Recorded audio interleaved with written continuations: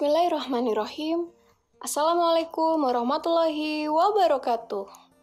Halo anak-anak, berjumpa lagi di channelku Bu Guru Laras. Pada pertemuan kali ini, Bu Guru akan membahas materi kelas 3, tema 2, subtema 3, pembelajaran 1. Untuk membantu channel ini, jangan lupa kalian klik like, komen, juga subscribe ya. Dan kalian bisa share ke teman-teman kalian. Terima kasih. Oh iya anak-anak, karena kita masih berada di masa pandemi COVID-19 ini, diingatkan selalu kepada anak-anak untuk mematuhi protokol kesehatan dengan 5M ya. Yang pertama, menjauhi kerumunan. Yang kedua, menjaga jarak.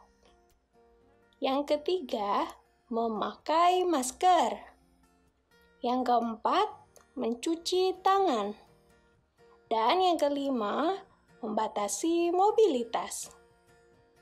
Oke, kita langsung masuk ke materi ya.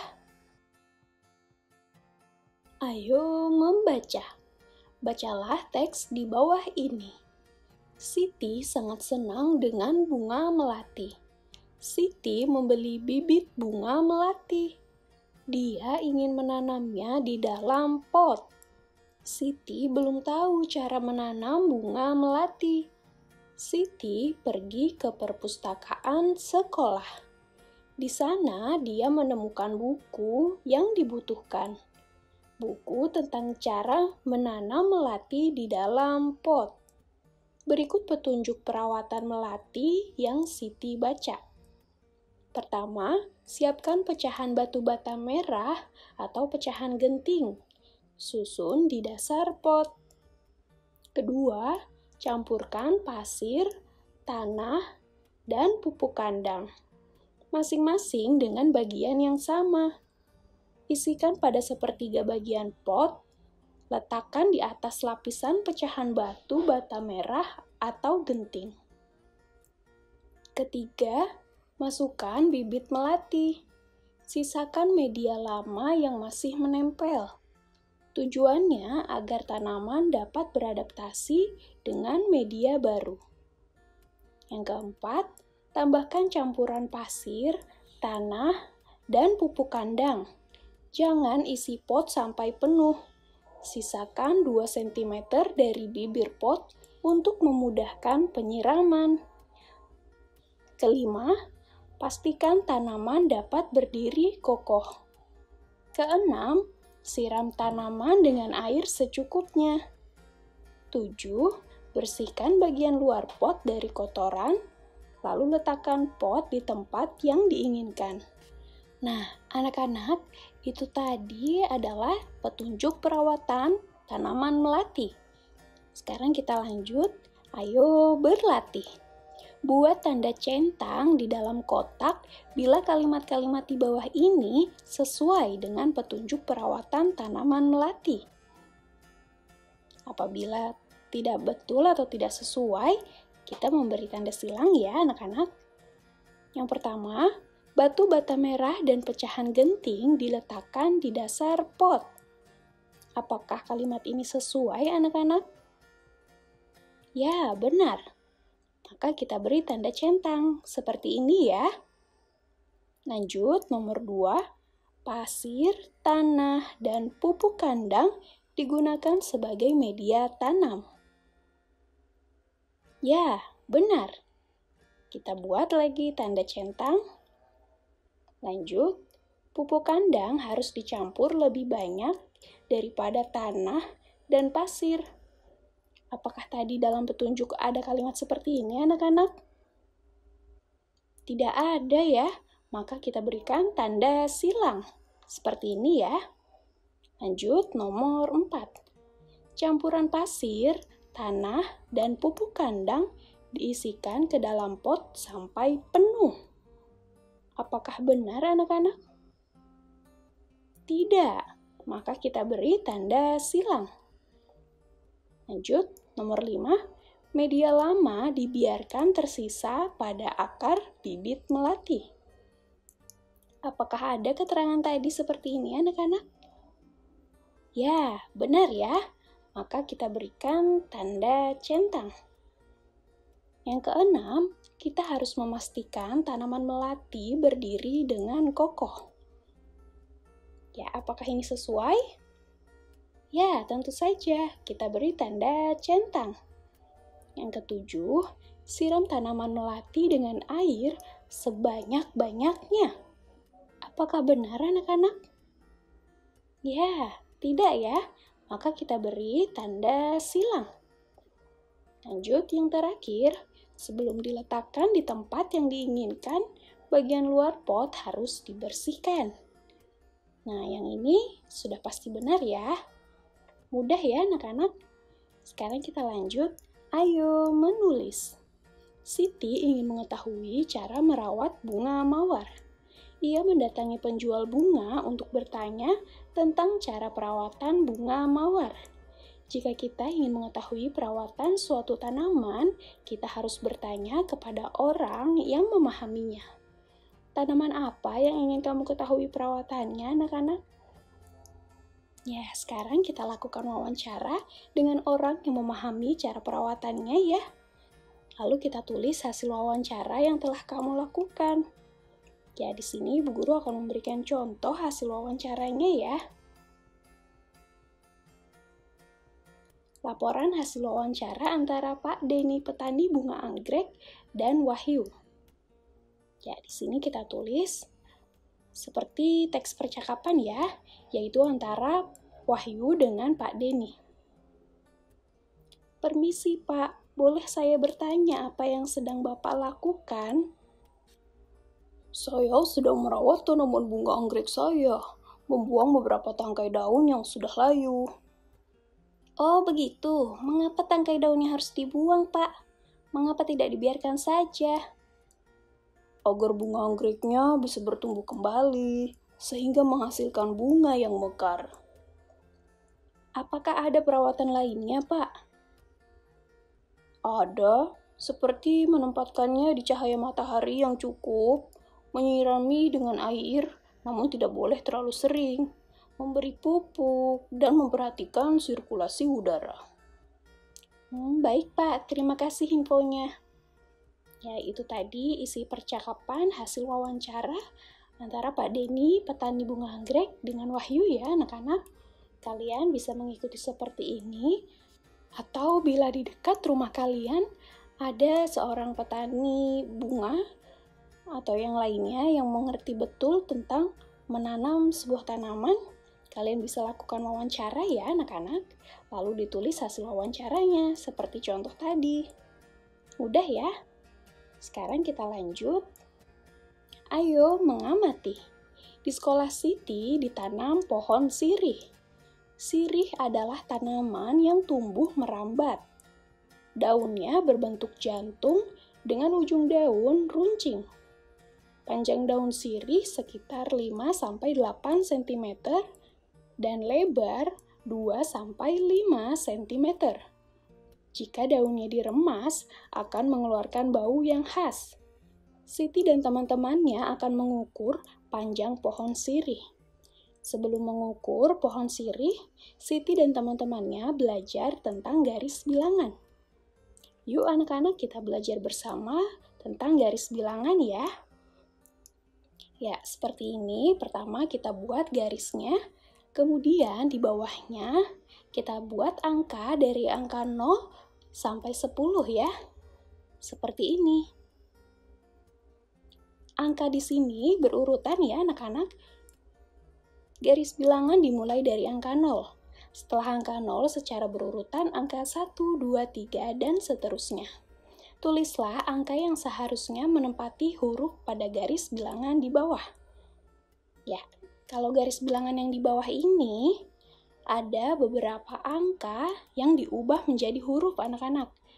Ya, seperti yang kalian lihat di sini yang berwarna hitam, ada huruf S, huruf I, R, I kecil, dan H. Ya, Sekarang kita jawab, huruf ini harusnya angka berapa ya anak-anak? Huruf S. Seharusnya adalah angka 1. Ya, karena setelah angka 0 adalah angka 1 ya. Seperti garis bilangan yang sebelumnya. Kita bisa melihat dari garis bilangan yang sebelumnya. Lalu berikutnya huruf I besar. Seharusnya angka berapa anak-anak? Ya, benar. 3. Lalu berikutnya huruf R. Ya, angka 5. Lalu huruf I kecil. Ya, angka 8. Dan yang terakhir, H, angka 10. Mudah ya anak-anak? Sekarang kita bantu Siti melakukan pengamatan pertumbuhan pohon sirih. Pohon sirih yang baru ditanam berada di posisi A, yaitu pada angka 0. Setelah beberapa waktu, panjang pohon sirih ada di posisi B, yaitu pada angka 2. Ya, kita lihat garis bilangan diawali dari angka 0, kemudian menuju ke angka 2.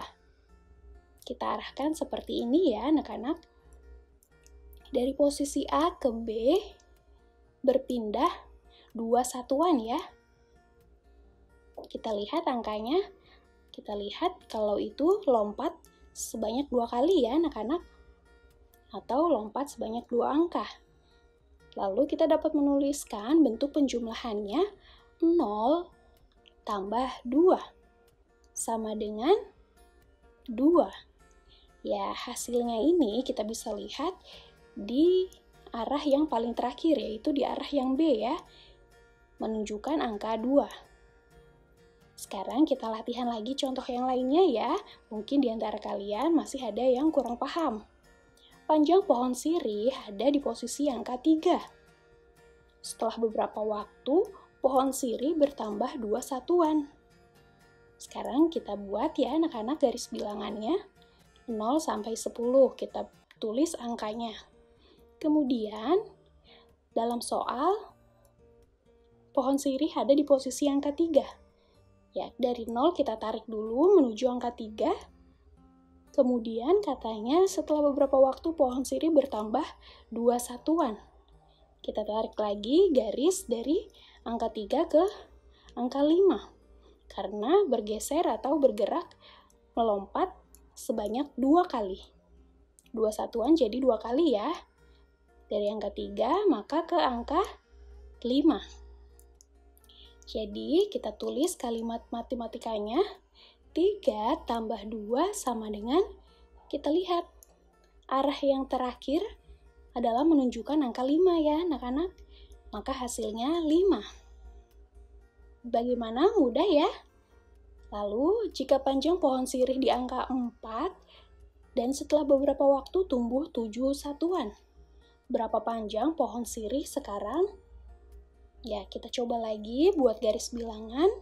Pertama-tama di angka 4. Kita tarik garisnya dari angka 0 ke angka 4 ya. Kemudian katanya tumbuh sebanyak 7 satuan. Kita hitung lompatannya sebanyak 7 kali ya anak-anak.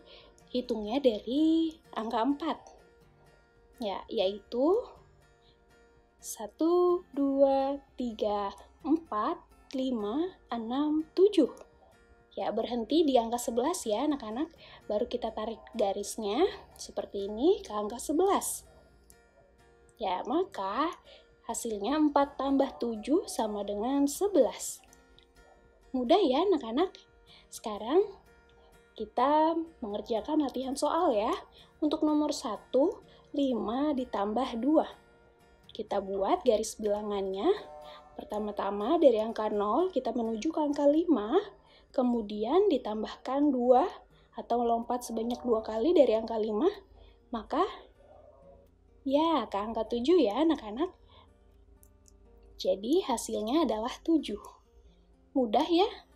Lanjut nomor 2, 3 tambah 8. Dari angka 0 kita tarik ke angka 3, kemudian kita tambahkan atau kita lompat sebanyak 8 kali dari angka 3 ya anak-anak. Maka menuju kemana anak-anak? Coba dihitung dalam hati ya. Ya, benar. Ada di angka 11. Mudah ya? Maka hasilnya juga kita tulis di akhir garis adalah 11. Lanjut, nomor 3. 4 ditambah 4. Dari angka 0 kita tarik garis menuju 4. Kemudian dari angka 4, kita melompat sebanyak 4 kali. Akan berhenti di mana anak-anak?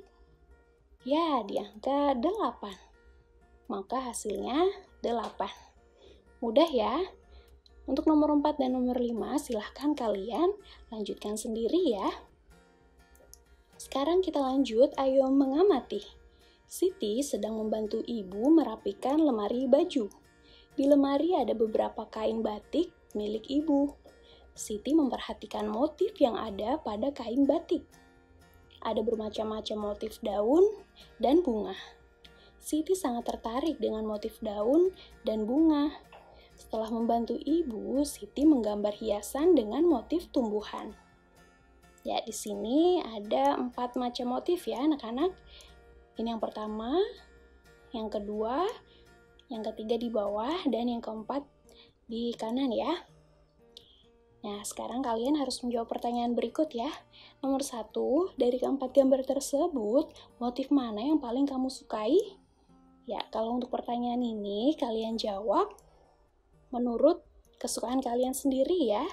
Kalau Bu Guru sih senang yang motif nomor 1. Lanjut, yang kedua, apa yang menarik dari motif yang kamu sukai?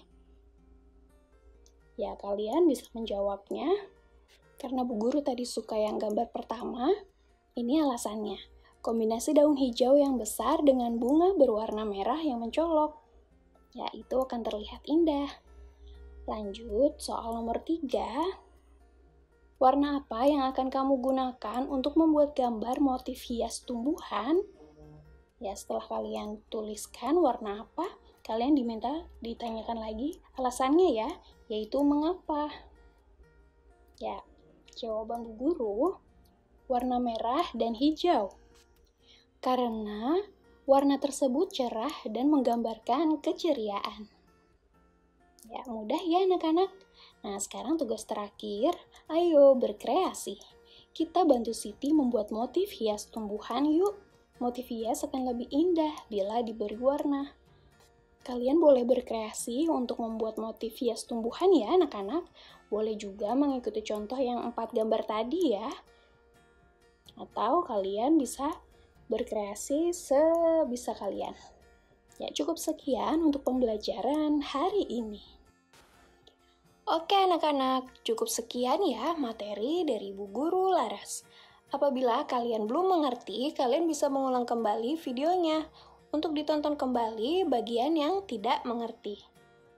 Sebelum Bu Guru mengakhiri video ini, Bu Guru mengajak kalian kembali untuk membantu channel ini dengan cara klik like, komen, dan subscribe ya. Jangan lupa juga untuk share ke teman-teman kalian. Terima kasih. Oke, anak-anak, kita akan berjumpa lagi di materi lainnya. Akhir kata, wassalamualaikum warahmatullahi wabarakatuh.